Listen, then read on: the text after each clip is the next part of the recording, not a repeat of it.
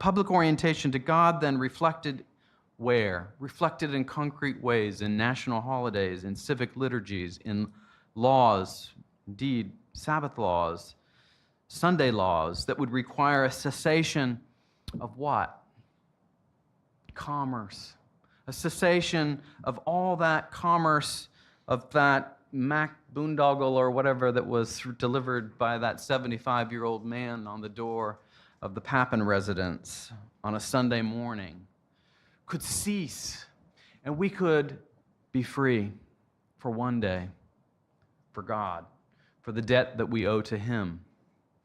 For we are first and foremost debtors to God. We are first and foremost debtors to God. I think of some of our donors in this room who have taught me that. Secondly, this public ordination to God points us precisely to the way that it is in the very nature of goodness to communicate itself to us, to be made common.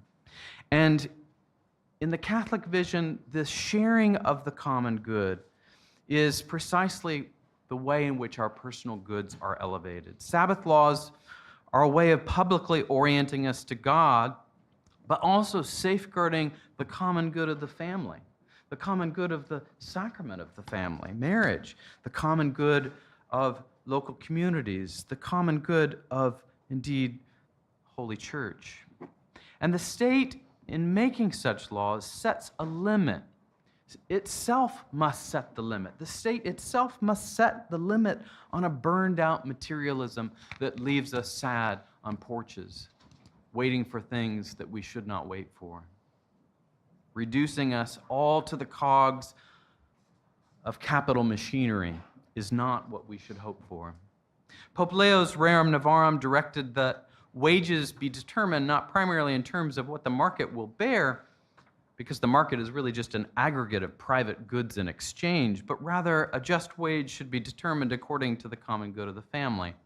This is extraordinarily anti-materialist and yet profoundly interested in material questions of justice that have typically been taken over by left liberals, but which they inevitably distort because of their Frankenstein-like view of the common good.